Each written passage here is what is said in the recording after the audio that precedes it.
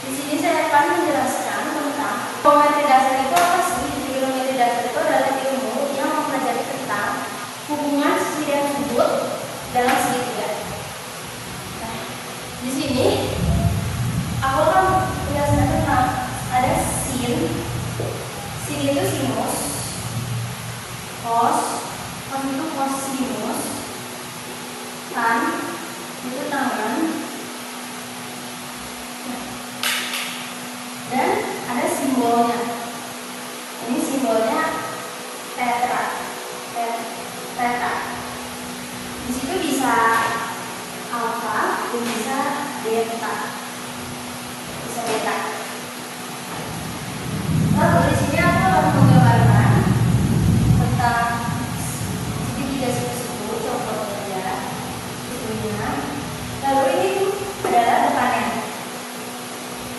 Ini depan, ini sisi siku-siku,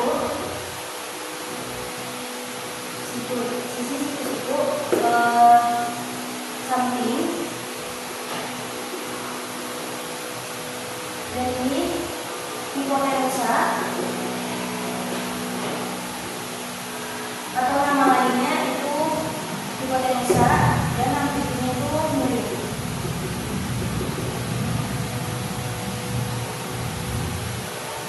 Nah, lanjut kita akan kasih rumusnya. Rumusnya itu sin sama dengan sin demi artinya depan per miring,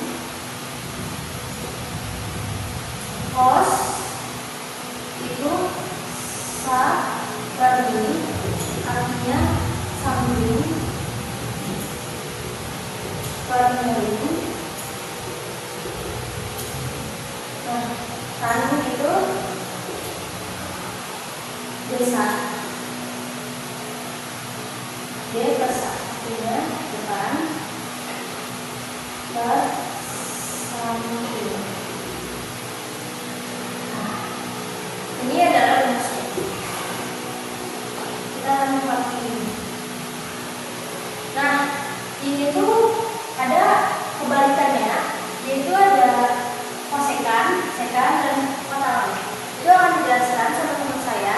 Oke teman-teman, di sini saya akan memberikan contoh soal dari sin, cos, dan tan yang sudah saya jelaskan di awal. Kita pertama mencari acuan sudutnya dulu ya.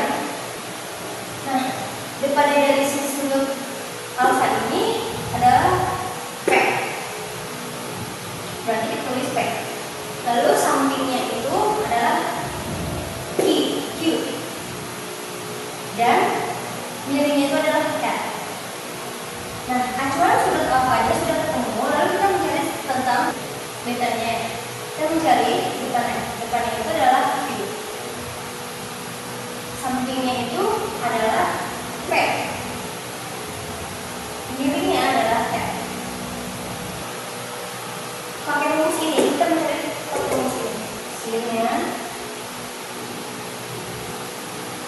itu kan bunyi ya, depan. Nah, sin itu depan per miring. Ini aja, ini alfa dulu. Ini tentang alfa, dan depannya itu adalah X, per miringnya itu adalah R. Jadi sin sama dengan depan per miring sama dengan I per R. Lalu kita mencari cos. Cos itu kan ini yang samping miringnya. Nah, sampingnya itu adalah I, dan miringnya itu adalah R. Jadi cos sama dengan samping per miring sama dengan I per R. Sekarang kita mencari tangannya. Tan itu adalah pakai rumus tadi. Biasa. Ini harus diingat ya rumusnya. depannya itu P, sampingnya itu E. Jadi kan sama dengan depan per samping sama dengan P per Q. Ininya ya yang kelihatannya gambarnya itu udah jelas. Jadi nah ini ya gambarnya, depannya itu lagi per saya ini samping miringnya itu adalah lanjut kita mencari cos. Cos itu kan samping per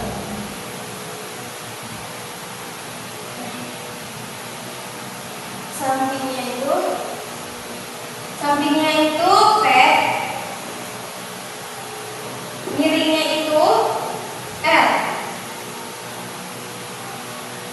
Nah, sudah ketemu, kita mencari tan. Tan itu biasa ya, dia besar. Kita lihat di sini, depan itu ini, sampingnya itu adalah P. Nah, ini kan angka ya, depan itu vertikal. Nah, sampingnya itu berarti K, B-nya itu berarti J. Oke, ini depannya dari sudut beta itu K, depannya. Sampingnya itu L, miringnya itu kita mencari ini ya, ini sin kosannya dari gambar ini. Sin itu kan begini, depan kan begini, sama ya. Jadi kita lihat dari sini aja, tapi di sini juga depan itu A, miringnya itu miringnya itu berarti J. Ya, berarti itu udah. Sekarang kita mencari cos. Cos itu kan samping per ini. Nah, kita lihat di sini dari gambar ini. Samping A, sampingnya itu kan L. Miringnya berarti itu J. Lalu tan. Tan itu J per A, depan per samping. Depannya itu A, sampingnya itu L. Jadi nih semua yang sudah saya jelaskan ini udah pada ketemu ya jawabannya. Oke teman-teman, saya sudah selesai menjelaskan tentang trigonometri dasar, tentang sin, cos, sama tan. Di sini saya akan menjelaskan rumus dari sekan, kosekan, dan kotan. Yang dimana sekan alfa itu rumusnya itu sama dengan 1 per cos alfa, yang dimana cos itu rumusnya kan samping per miring, dibalik menjadi miring per samping, dan sekan alfa itu rumusnya adalah 1 per sin alfa, yang sin itu tadinya depan per miring menjadi miring per depan, dan terakhir itu cos alfa sama dengan 1 per tan alfa, yang dimana tadi itu tadinya depan per samping menjadi samping per depan. Kita di sini akan membahas contoh soal yang pertama dulu, yang dimana sekan dulu. Action. Di sini kita akan membahas soal yang pertama dulu, yaitu tentukan yang alfanya dulu. Yang dimana alfa yang pertama ditanyakan itu kan sekan dulu, sekan alfa, yang dimana rumusnya itu miring per samping. Yang pertama kita harus mencari miringnya itu. Miring di sini itu ada di nomor 5. Kenapa? Karena berhadapan langsung dengan siku-sikunya. Jadi kita tulis di sini miring sama 5 per sampingnya kita harus mencari depannya dulu. Depan dari alfa itu kan 2, berarti miringnya itu sama dengan 3. Nah, selanjutnya rumus kosekan itu kan sama aja kayak tadi, cuman beda depannya aja. Nah, kita mencari miringnya dulu yang sudah ada tadi, tulis sini 5. Terus depannya itu kan di sini 2, kita tulis di sini 2. Terus yang terakhir itu kotangan alfa. Kotangan itu rumusnya itu kan samping per depan. Yang pertama kita tadi sudah dapat sampingnya itu sama dengan 3, kita tulis. Dan depannya itu, depan dari alfa itu 2. Di sini saya akan membahas yang nomor 2 lanjutan dari nomor tadi, yaitu tentukan sekan beta, kosekan beta, dan kotangan beta. Nah, di sini beta itu terdapat di sini, berarti miringnya itu tetap seperti tadi 5 karena soalnya sama. Dan miring sampingnya itu, samping dari beta itu berbeda dengan alfa, yaitu samping beta itu sama dengan 2 karena kalau depannya itu kan langsung mengarah ke 3, berarti sampingnya itu 2. Nah, terus kosekan beta itu rumusnya itu kan sama kayak tadi aja. Terus miringnya juga udah terdapat di sini, miringnya sama dengan 5. Sama depannya itu kan beda sama yang tadi. Jadi depannya beta itu mengarah langsung ke 3, berarti di sini kita tulis 3. Dan terakhir itu kotangan beta, kita cari sampingnya yang tadi itu, sampingnya itu kan 2, berarti kita tulis di sini 2, dan depannya itu 3, berarti kita tulis di sini 3. Sekian dari saya. Wassalamualaikum warahmatullahi wabarakatuh. Sama dengan akar 25. Nah, habis itu tahap terakhir. Akar 25 berarti 5. Nah, di sini boleh ditulis, boleh tidak. Berarti tulis saja X. Jadi ini hasilnya yang nomor 1. Lalu kita akan menjelaskan soal yang nomor 2. Rumusnya itu sama seperti yang nomor 1, tapi ini ada pengurangannya. Yang pertama kita menulis 5 kuadrat sama dengan X kuadrat ditambah 4 kuadrat. Nah, lalu yang 4 kuadrat ini kita pindah luaskan ke depan. Jadi kita tulisnya itu 5 kuadrat dikurang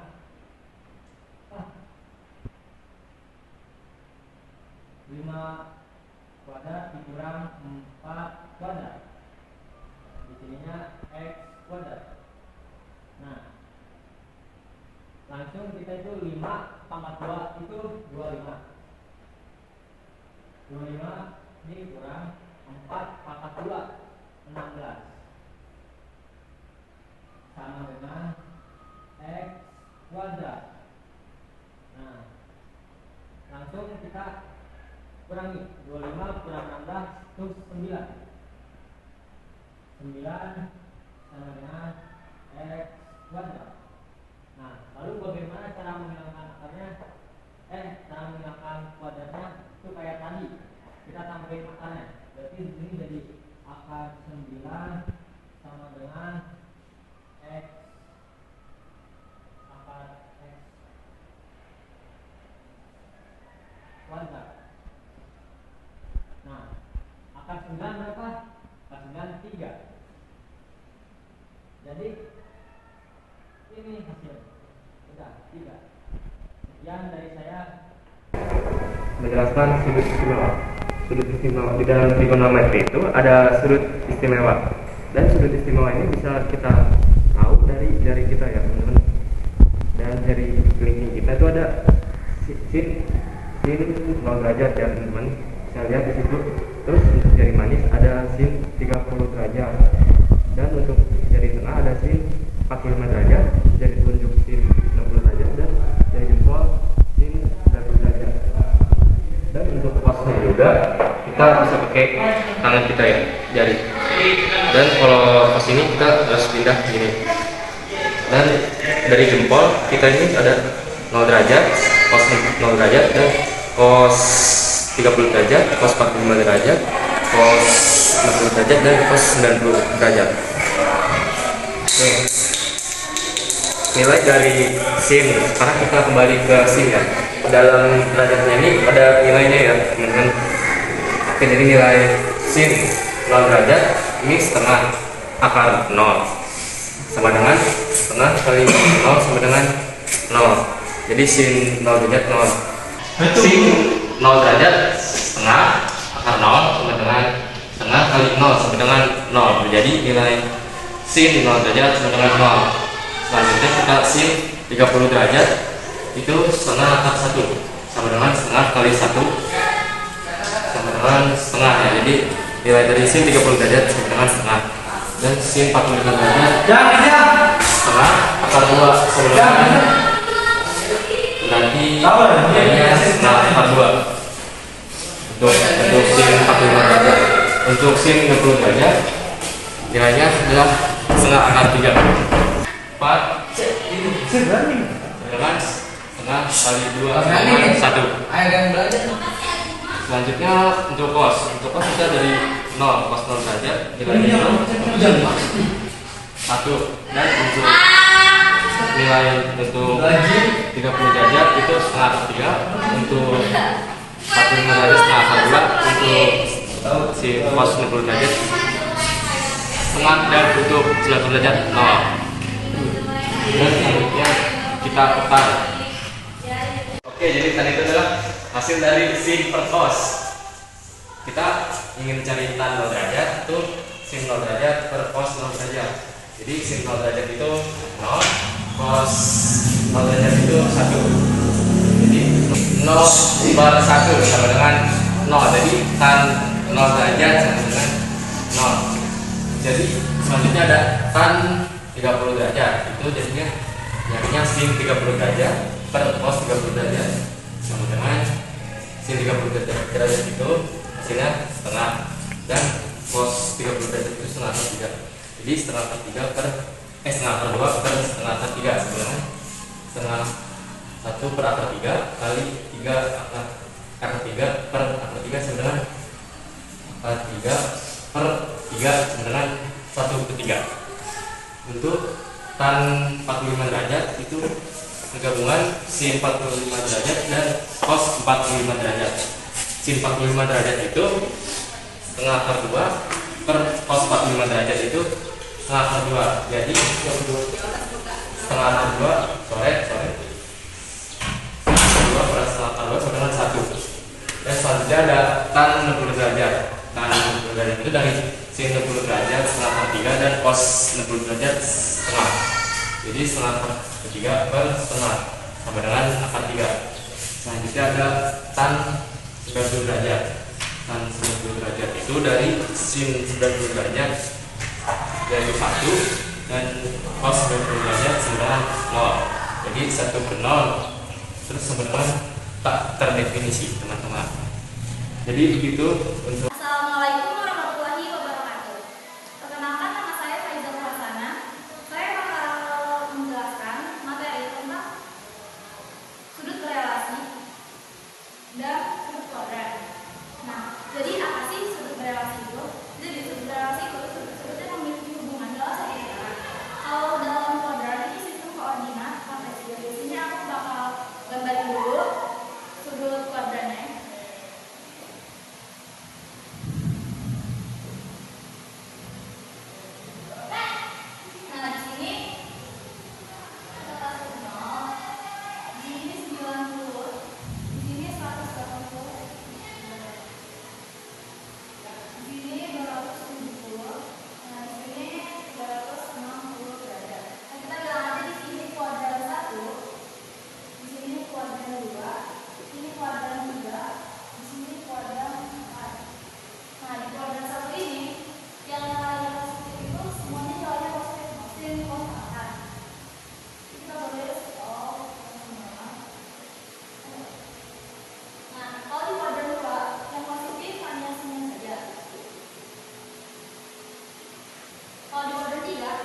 Yang positif dimatikan